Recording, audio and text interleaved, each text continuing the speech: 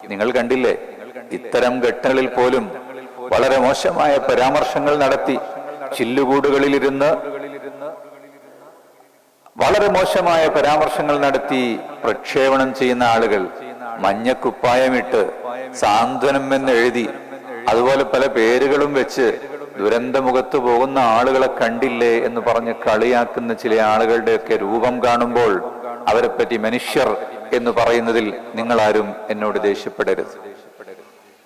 മനുഷ്യന്റെ കോലത്തിലുള്ള ആളുകൾ തന്നെയാണ് അത് ചെയ്യുന്നത്. ദുരന്തമുഖത്തേക്ക് ഇവർക്ക് പോകാൻ ധൈര്യമില്ല.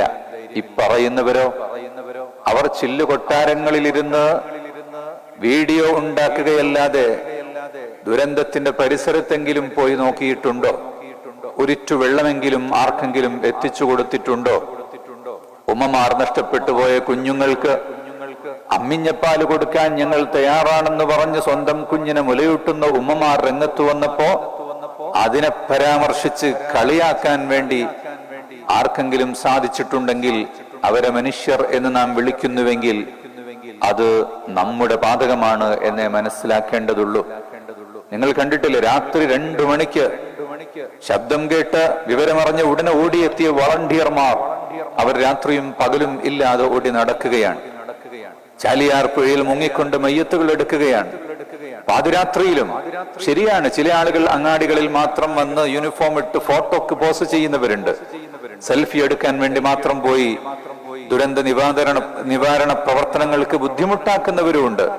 അത്തരം ആളുകൾക്ക് യാതൊരു സ്വബോധവും ഇല്ല എന്ന് മാത്രമേ നമ്മൾ മനസ്സിലാക്കേണ്ടതുള്ളൂ.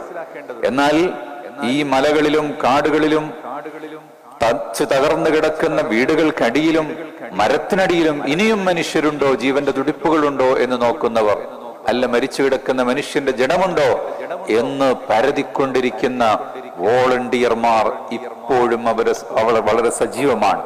അള്ളാഹു അവർക്കെല്ലാം വലിയ പ്രതിഫലം നൽകട്ടെ, വലിയ പ്രതിഫലം നൽകട്ടെ, ജീവിതത്തിൽ വലിയ സൗഭാഗ്യങ്ങൾ നൽകട്ടെ, വലിയ ഐശ്വര്യങ്ങൾ നൽകട്ടെ എന്ന് നാം പ്രാർത്ഥിക്കുകയാണ്.